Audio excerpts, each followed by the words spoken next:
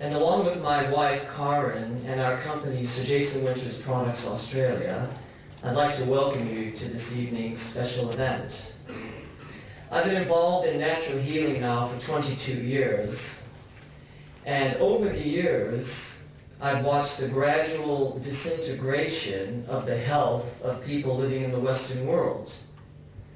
And I've looked at many different things for 22 years, and in a basic text of natural healing, we believe that all disease comes from toxins in the bloodstream.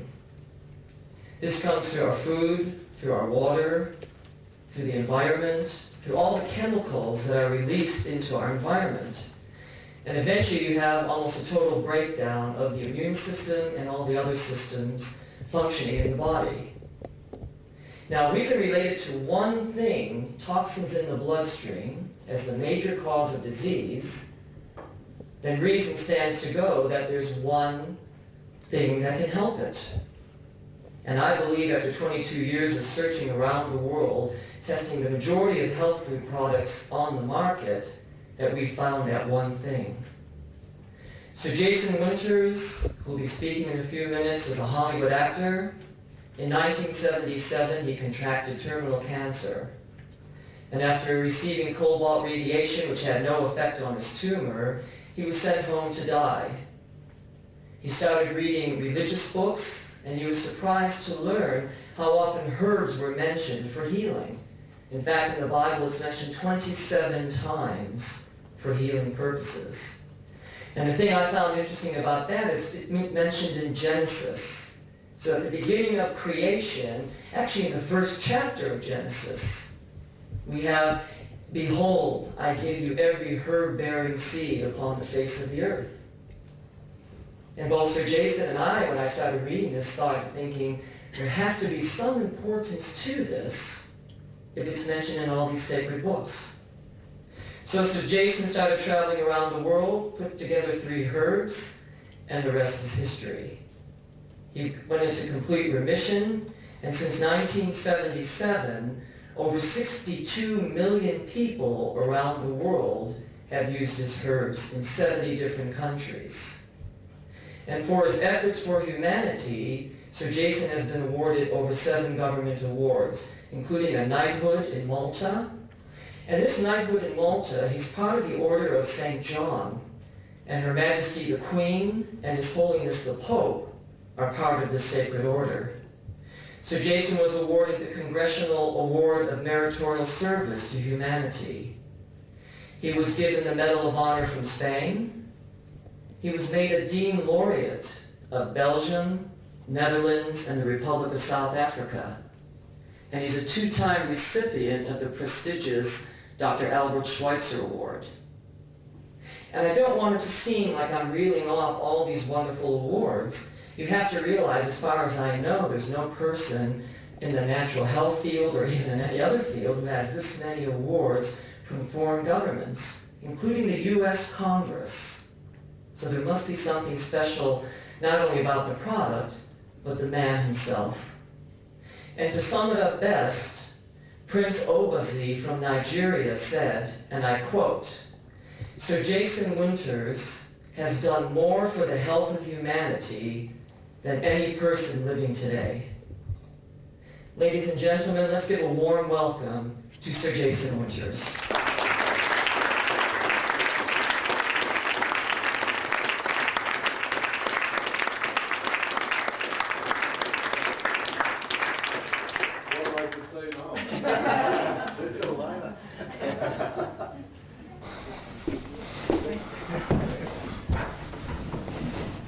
Is there any questions? I was asked to just briefly tell you my story. It'll only take about 3.5 hours. So, 25 years ago, I had a swelling on my neck, and I used to smoke 40 cigarettes a day, drink half a bottle of whiskey every day, go out partying all night long, having a wonderful time. Life was just fantastic. But then I got this swelling, and it started getting bigger and bigger, and I finally went to the doctors, and he said, "You've got to come in tomorrow and have a biopsy." So he cut me open from here to here. It's supposed to be half an hour, but it took 6.5 hours. And when I woke up, I had had pints of blood given to me and so on. And everyone was crying, and they said that you have terminal cancer. I had a tumor wrapped around my carotid artery and jugular vein, which was inoperable. And I had cancer of the tonsils, the tongue, the jawbone, and down inside my throat as well. And they said, we can try to give you chemotherapy and radiation. And they gave me 2 shots of chemotherapy, which almost killed me on the spot. And then they gave me 72 shots of cobalt radiation to this side of my face, which absolutely devastated me. I lost 100 pounds, lost all my hair, and I was shaking all the time. I couldn't make saliva. I could hardly eat. And then they called me in and said, well, that didn't work. You have the opportunity of us completely removing your jawbone, tongue, tonsils, and everything. And being an actor, I thought, my God, how would I look without a jawbone? And they said, well, no one will see you anyway because you'd be in the hospital. And so I said, I can't do that. Will I live any longer? And they said, no, but you would have an easier death. And that was horrendous for someone that was acting and conceited about his appearance and all this stuff. So all of a sudden I said no to the operation, and I started praying for the first time in my life, please God help me. It only takes a few minutes to go from an atheist to a true believer. And that's what happened to me. And I'm praying, and I started reading the Bible for the first time, and the Osby Bible, and the writings of Buddha. And did you know that Buddha told the Indian people 2,500 years ago to use herbaline, special herbs for their tumors? And I never even realized that they had cancer in those days. He referred to it as swellings, so maybe it was, maybe it wasn't, but I couldn't find any of the herbaline in America or Canada, so I located some in Singapore, and with bandages wrapped around my neck and special permission from Singapore Airlines that if I died on the plane it wouldn't be their fault. I think that's what that meant. And I went to Singapore and found the lady on Water Street that gave me a bottle of herbaline. It was liquid, supposed to use 1 teaspoon to a cup of hot water. And she guaranteed it would work. She said, this will work for you, even though I looked absolutely horrible, you know. So I went back to the Mandarin Oriental Hotel in Singapore and started making this tea all day long. And in 3 days, I was worse than I was before. So I went back to her and said, this isn't working. And she said, oh, I'm sorry, and just turned her back on me. And I don't know why, but I gave her another $129 Singapore for another bottle in case it worked later on or something. And I remembered when we were making movies in 1955 with Audie Murphy and Patricia Crowley, we used to shoot B Western movies. That's not the A movies, it's just the ordinary Westerns where the Indians attack the wagon trains and 5,000 Indians die while 2 white guys, me and Audie Murphy, managed to win. And but when we were shooting these movies in the hot desert of Arizona, we used to have a coffee break every 2 hours, and they used to have to fix our makeup because it would be running in the heat and so on. And, we'd have coffee. All the sophisticated white people would get to one side, have coffee and donuts and smoke big black cigars. And the Indians would get to one side and they would cut down sage and chaparral and they'd make a tea of it. And I went over to one man, quite a famous person. His name was Jay Silverheels. He used to be the Tonto on television.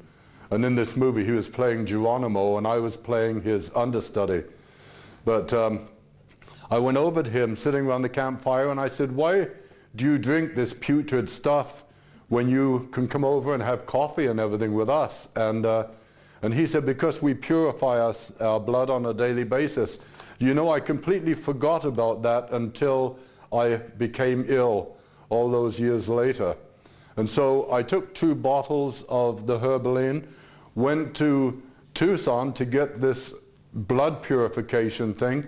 After all, if every religion in the world says purify your blood with herbs and all things fall away, and I was terrified to die, I had to try something. So I went to the Tucson, Arizona, checked into the Santa Rita Hotel and got the chaparral and sage, and I bought a hot plate, and this was a 5-star hotel. And I bought a pot and everything, and I was making the tea up there, the chaparral and sage, and there was a knock on the door after a few days, and it was the manager saying, "What on earth are you doing? You're stinking up the whole hotel," from the basement to the 8th floor, I think it was. But he didn't throw me out. I told him. He could see I was in bad shape. He let me go on. I was having the Herbalene tea and then the sage and chaparral, but he did get the hotel doctor to come up and see me, and he happened to be English, and he said to me, "You know, if I were you, being English, I'd go back to England where they're more open to alternative therapies." He said even the royal family has a doctor, a herbalist named Dr. Blackie, and if any of the royal family are ill, they go to her first, and she protects them against just about everything.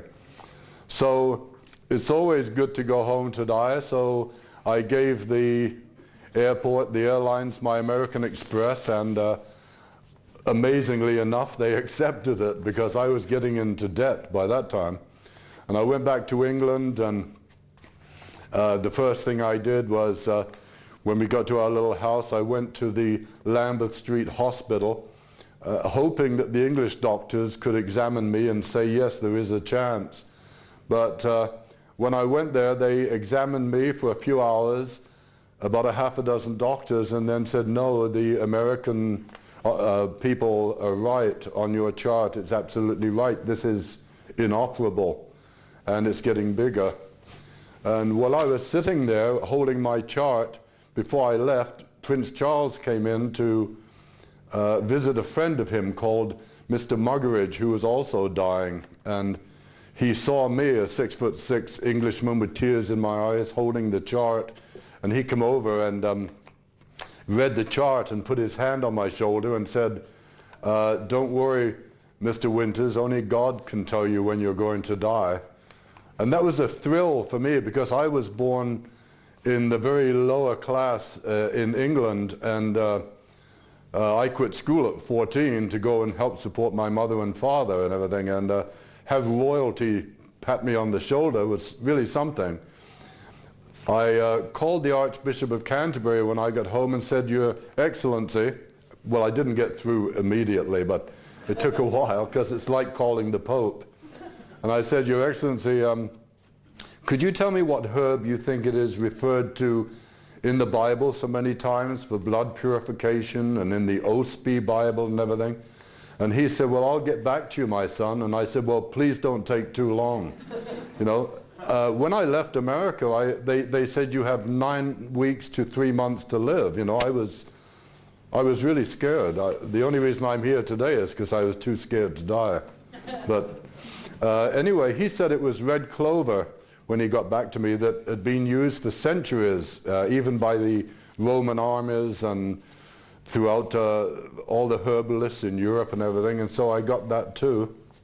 And I started making a pot of red clover tea and washing it out, and a pot of Herbalene and washing it out. And finally, at 5 to 10 on a Wednesday morning, I was so ill that my kids got scared, my 2 sons, and the nurse came and everything, and I was really in bad shape.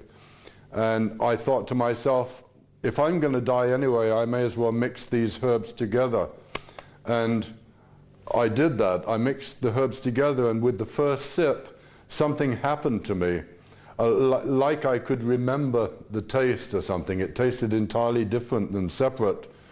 And I drank a gallon of the stuff that day, and lots of it every day after that. And when the nurse and my sons saw the difference, they cried. They couldn't help it. It was amazing.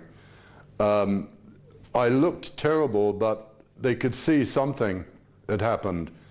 And in 9 weeks' time, when I went back to the Lambeth Hospital, they couldn't find one thing wrong with me, except that I was about, at that time, 80 pounds underweight. And it made all the newspapers, this amazing recovery. And a guy named Dr. Ian Pierce came to see me, and he didn't believe in any of this, and he said, let me examine you. And I did, and he said, actually he said, where the hell is this concoction? And I said, it's here. I'm mixing it all the time. He said, I'm going to take some with your permission and test it, and to see if it's any good. How come you got better? Probably from the radiation and the chemotherapy, you know. And so he took it, and a few weeks later he came back and he said, I've got bad news for you. This combination of herbs didn't cure any illness. All they did is they purified your blood to such an extent that your natural immunity started working. He said, when you mix the 3 herbs together, the red clover is well known for blood purification, and so is the sage and chaparral. But when you mixed it with the herbaline, it acted as a catalyst, and it purified your blood so much that your body healed itself. And I said, well, I don't care about that. I'm well. I'm getting on with my life. And he said, you make the mistake that everyone else makes. You think that God threw us down here and said, there's 10,000 fast food restaurants, McDonald's, Burger King, pollution in the air, pollution in the water, worry about your rent and your groceries and your kids and all that, and have a good time. That's not what God did. God put a herb on each continent to purify the blood. And the Indians know that, the Chinese know that, and knowing full well that if you purify your blood, then your natural immunity can start working and your body can heal itself. He said that's the basis of everything.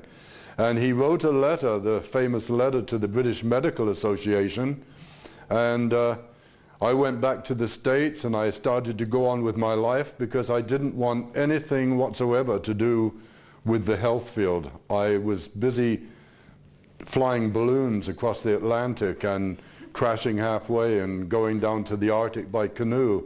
That was my life, and who wants to stand up and talk about herbs that no one probably believes in anyway? No? So anyway, when I got back to America, 2 doctors came to see me, one from Holland and one from Belgium. One was Dr. Sir Hank Oswald, and the other one was Dr. Charles Mengen. And they were both knights, and they come out there, they examined me, and by this time I was looking good again. And they said, do you have any letters from anyone else that this has worked for them? Just one, if you have, we'd like to see it. And my son Raymond, who's sitting there, he took them into the warehouse and showed them barrels this big with 100,000 letters. And they asked permission, they'd take out a letter, they'd read it. Can I call these people? Yes, go ahead.